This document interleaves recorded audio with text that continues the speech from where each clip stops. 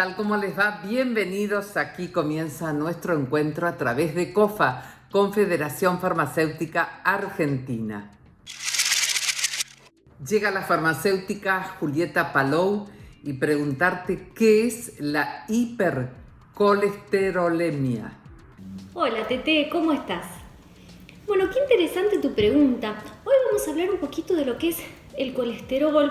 ¿Cuántas veces nos hacemos un análisis de sangre y nos sale alto el colesterol y no sabemos qué hacer y nos explican los médicos, pero no entendemos?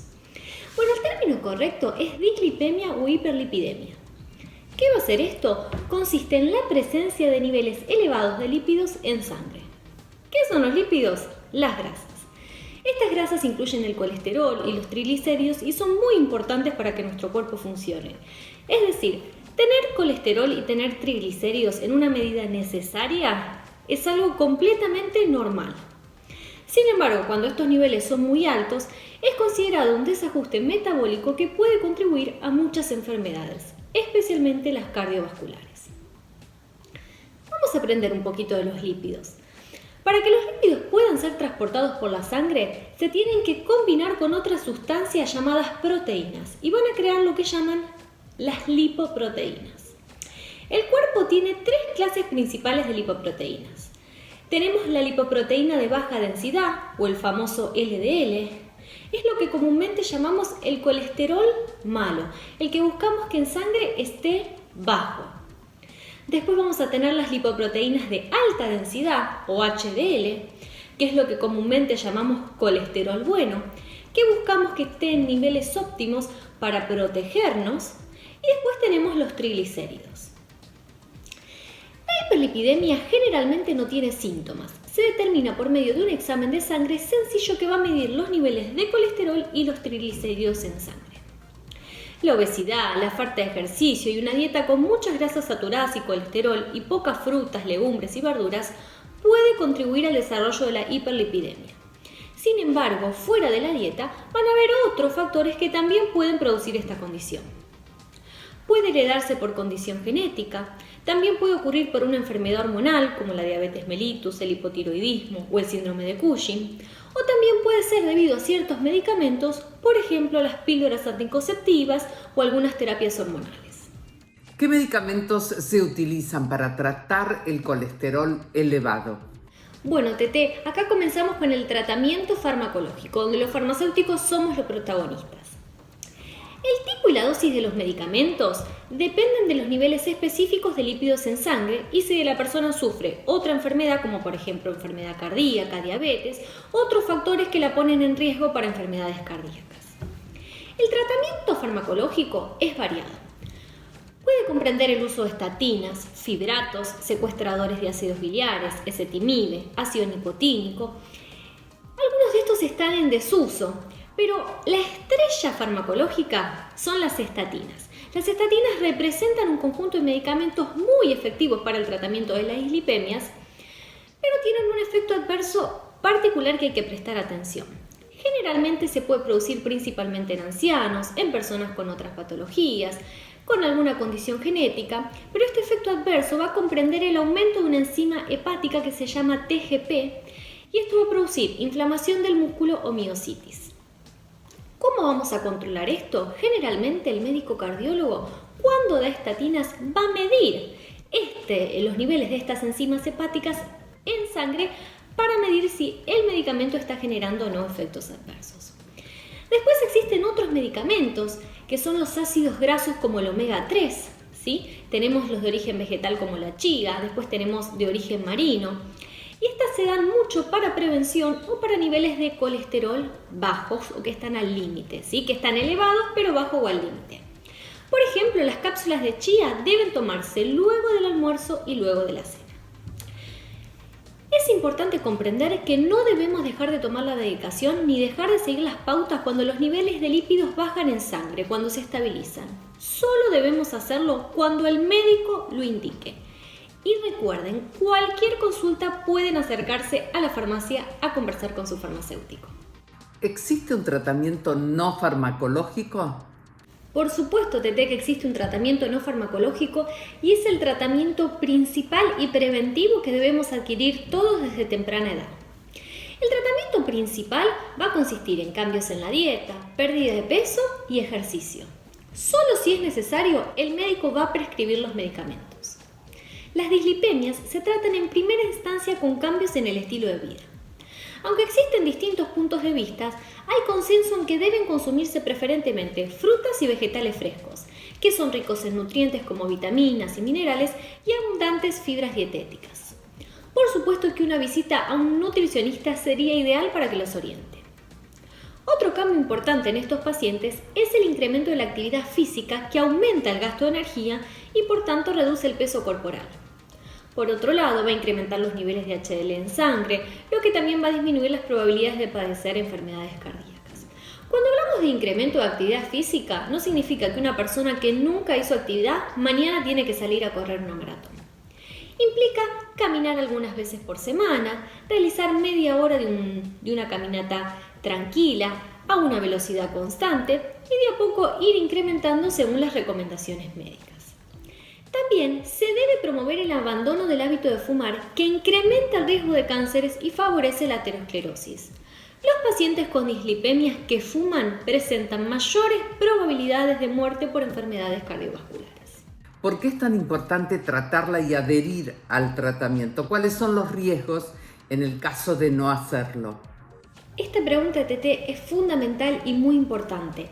La adherencia a los tratamientos farmacológicos y no farmacológicos son de vital importancia. La hipercolesterolemia y la hipertrigliceridemia, solas o combinadas, representan importantes factores de riesgo de morbilidad y muerte en quienes lo padecen. Por lo que es imperativo el tratamiento de estos trastornos, ya sea con modificación en los estilos de vida o con los medicamentos hipolipemiantes que antes conversamos. Si los pacientes no mejoran los hábitos de vida y no adhieren al tratamiento farmacológico, corren riesgo que con el paso del tiempo estas grasas o lípidos se acumulen o infiltren en las paredes de las arterias, formando lo que se llaman las placas de ateromas.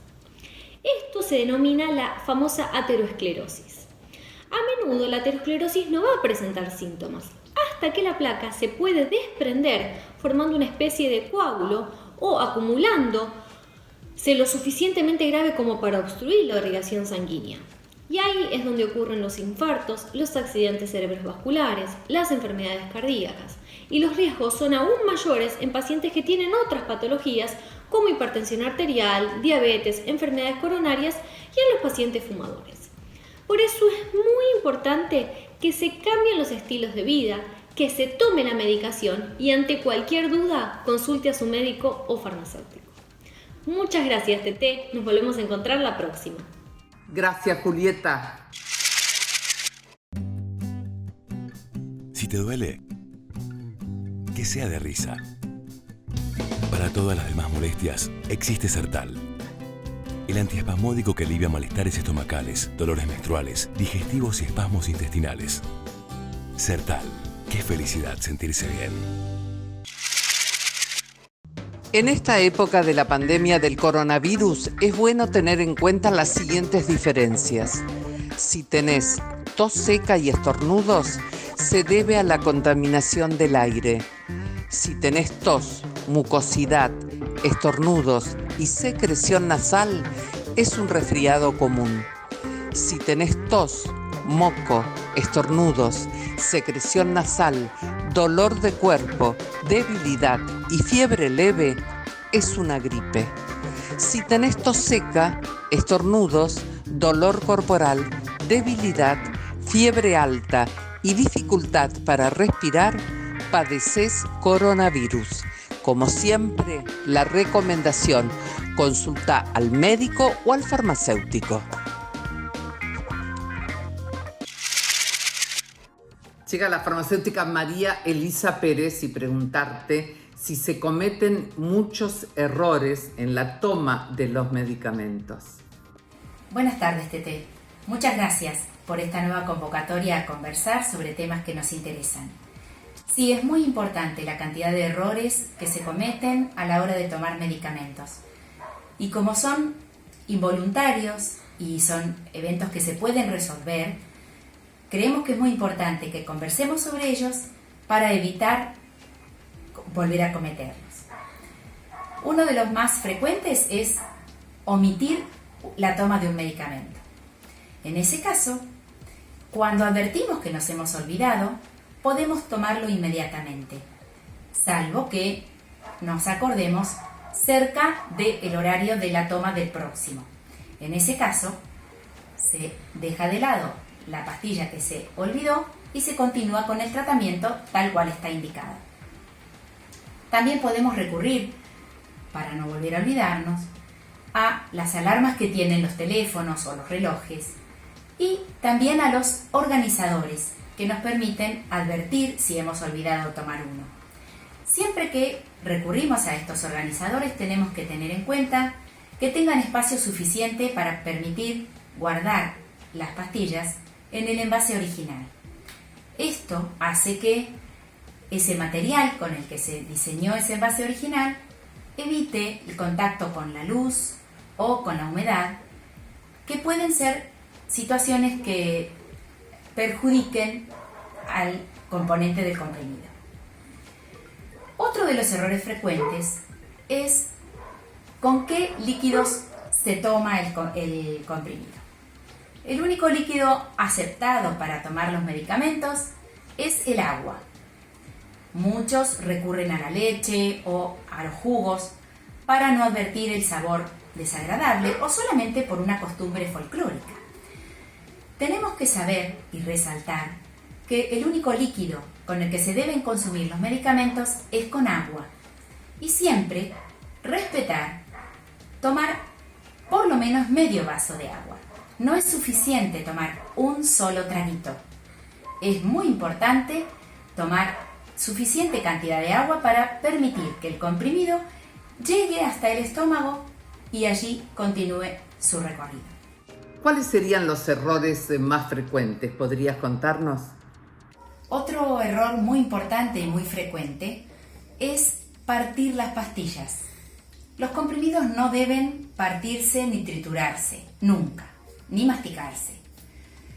Es importante que respetemos que la cobertura con la que se diseña el medicamento se mantenga intacta, porque esto hace que no advirtamos el sabor desagradable del medicamento o protege nuestro epitelio digestivo del contacto con una droga que pueda ser irritante, o que los comprimidos que se diseñan para disolverse en un lugar específico del tracto digestivo vea alterada su absorción y su efecto.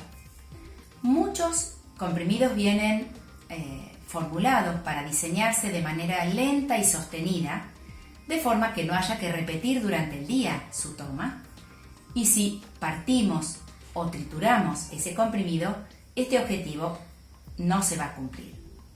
Otro error muy importante es a la hora de tomar antibióticos. Nos tiene que quedar muy claro que los antibióticos se deben consumir solamente bajo prescripción del médico. También es fundamental que se respete el horario y la duración del tratamiento para lograr que ese tratamiento sea suficientemente efectivo. En el caso de que el antibiótico sea un jarabe, tenemos que respetar la forma de reconstituir el jarabe cuando viene en una fórmula extemporánea, y en caso de que no sepamos cómo hacerlo, consultar con el farmacéutico cuáles son las instrucciones precisas para no cometer errores.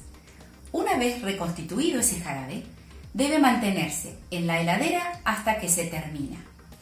Y siempre que se va a dosificar, utilizar el recipiente original que viene con el envase, no un utensilio doméstico, y realizar una suave agitación para permitir que lo que vamos a dosificar tenga el contenido idéntico a el del jarabe total. En relación a los fitoterápicos o medicamentos de venta libre, ¿qué es lo que nos podés contar? Es habitual que muchas personas consuman fitoterápicos o medicamentos de venta libre sin considerarlos como tales. Es importante que tengamos en cuenta que los yuyos o las hierbas y los medicamentos que compramos en las farmacias sin necesidad de una receta, pueden interferir o pueden sumarse a el tratamiento ya indicado por el médico y provocar severos inconvenientes. Los fitoterápicos son muchas veces la base de los medicamentos que después se han sintetizado de manera química. Por lo tanto, son efectivos, son importantes y forman parte de la batería de medicamentos con los que contamos. Y otro tema importantísimo también es qué pasa con la conservación de los medicamentos. También son importantes los errores que se cometen en cuanto a la conservación de los medicamentos. Cuando ustedes concurren a la farmacia, ven que la mayoría de los medicamentos están a temperatura ambiente, salvo los que necesitan conservar un rango de temperaturas para preservar la aptitud. En ese caso, está indicado siempre en el envase exterior y también en el prospecto, que se puede consultar, pero en general los medicamentos necesitan un lugar seco, al abrigo de la luz y a temperatura ambiente. Por eso, no es conveniente guardar todos los medicamentos en la heladera. La heladera es muy buena para preservar los alimentos, pero es un ambiente muy húmedo para muchos medicamentos que no necesitan esa condición. Por lo tanto, es importante que ante cualquier duda pregunten. Creo que el error más grave es no preguntar. Siempre van a encontrar en las farmacias un profesional que los pueda asistir, que pueda indicarles cuál es la mejor manera de evitar los errores y ayudarlos a concretar el tratamiento correspondiente para mejorar su salud. Gracias, María Elisa. La alergia es una reacción o respuesta del sistema inmunológico hacia sustancias usualmente inofensivas o inocuas del entorno. Los síntomas se desarrollan normalmente solo luego de exposiciones repetidas al alérgeno, sustancia causante de la alergia. En nuestros hogares es en donde más expuestos estamos a los alérgenos. Por eso, es bueno tener en cuenta algunos consejos para tener una casa sin alergias. Mantener las ventanas de los dormitorios cerradas a primera hora de la mañana y al atardecer. Limpiar con frecuencia los colchones y almohadones, ya que los ácaros viven ahí adentro. Lavar la ropa de cama con asiduidad. Mantener a las mascotas fuera de los dormitorios y utilizar colchones y almohadones de látex o goma espuma. Además, es aconsejable aspirar frecuentemente las alfombras, no decorar con muebles u objetos tapizados, ducharse y cambiarse de ropa al volver al hogar, ya que el polen se deposita en el pelo y la vestimenta. Guardar la ropa dentro de armarios cerrados y ventilar la casa con frecuencia, ya que los ácaros y el moho aumentan en ambientes húmedos. Por otro lado, los alérgicos deben tener cuidado con alimentos como salsas picantes y vinagre, perfumes, desodorantes, acetona, alcohol y productos de limpieza para el hogar. Por la pandemia y los cuidados que tomamos, este año no recibimos en planta visitas. Por eso, decidimos desarrollar nuestro primer programa educativo virtual, las visitas virtuales a La Serenísima. Llega la farmacéutica Claudia Leiva Salvatierra y preguntarte qué es el pie de atleta y cuáles son los síntomas. Hola Tete, muchísimas gracias por invitarme de nuevo a tu programa. Vamos a hablar hoy de lo que es el pie de atleta y sobre todo algo tan común en esta época del año. Te cuento y les cuento a todos que el pie de atleta es una infección fúngica que se conoce desde el punto de vista clínico como Taenia pedis.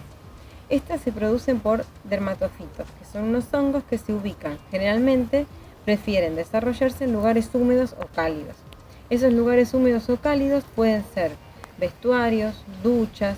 También pueden encontrarse ese lugar cálido para estos hongos dentro de los zapatos cerrados o las zapatillas. Con respecto a los síntomas, te puedo decir que lo más común es que esto empiece con un ardor o con una picazón en la planta de los pies o a los costados o entre los dedos de los pies, que es uno de los lugares donde uno empieza a ver un poco de enrojecimiento en esa zona. Este enrojecimiento nos sirve para hacer como si fuese un autodiagnóstico. ¿Cómo se trata el pie de atleta? Te cuento, para el tratamiento de este pie de atleta existen diferentes presentaciones o diferentes formas farmacéuticas. En la farmacia habitualmente se pueden usar cremas, geles o incluso se pueden usar talcos pédicos. Estos se van a usar para poner dentro de las zapatillas para evitar que se propague este hongo, teniendo en cuenta que es una de las enfermedades más contagiosas que puede existir. Por eso es muy importante no solo prevenirlas, sino tratarlas y además evitar el contagio con otras personas. Para este tipo de tratamientos lo que se hace habitualmente es lavarse las manos previo a colocarse las cremas, o también pueden ser geles, de estos que aparecen como antifúngicos.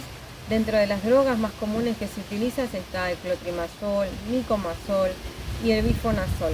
Son de las más comunes que se pueden encontrar todas en farmacias. Después de realizar la aplicación en la zona local, por eso se habla de tratamientos tópicos, quiere decir que se van a poner de forma directa en la piel. Siempre después de que terminado este tratamiento se lavan también muy bien las manos. Y así también evitamos de que este hongo pueda propagarse a otras zonas como puede ser zonas inguinales. ¿Se puede prevenir este tipo de infección?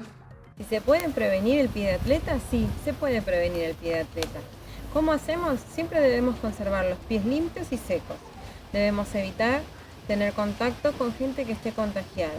Por eso también siempre hacemos mucho hincapié desde el punto de vista del consejo farmacéutico de evitar compartir toallas, sábanas, incluso las medias.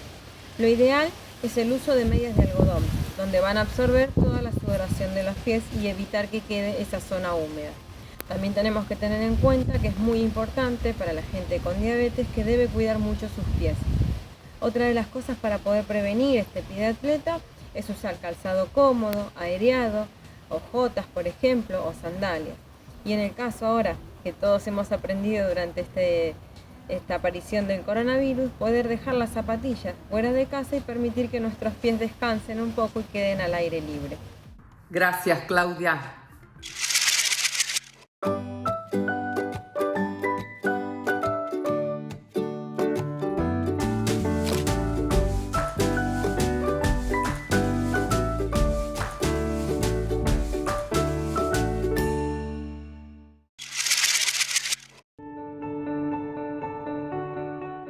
Somos farmacéuticos argentinos, profesionales de primera línea en esta emergencia sanitaria, y estos son nuestros consejos. Si toses o estornudás, hacelo utilizando el pliegue del codo. Por favor, informate de fuentes oficiales y no te automediques. Cuando vayas a la farmacia, que sea solo por medicamentos esenciales, y acordate siempre de estar, como mínimo, a 1,5 metros de tus pares. Lavate las manos con agua y jabón durante al menos 40 segundos varias veces al día. Y si tenés hijos, mantenelos en casa. Si tenés síntomas compatibles con la enfermedad como fiebre, tos y dificultad para respirar, no vayas a la guardia. Comunicate con el número que el Ministerio de Salud le designó a tu provincia. Si sos mayor de 60 años y o tenés alguna enfermedad, quédate en casa y envía a alguien por vos a la farmacia.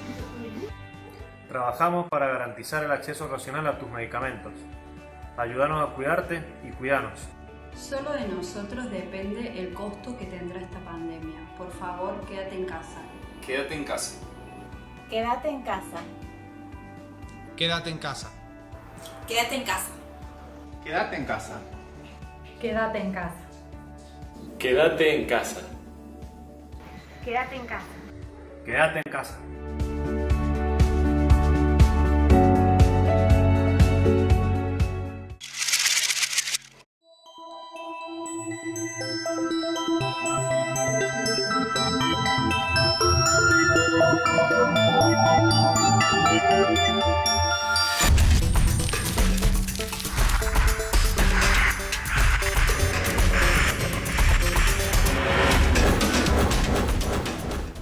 Y así llega el momento de la despedida. Nos volveremos a encontrar la semana que viene. Abrazo enorme, farmacéuticas, farmacéuticos de todo el país. En nombre de COFA, Confederación Farmacéutica Argentina, muchas gracias.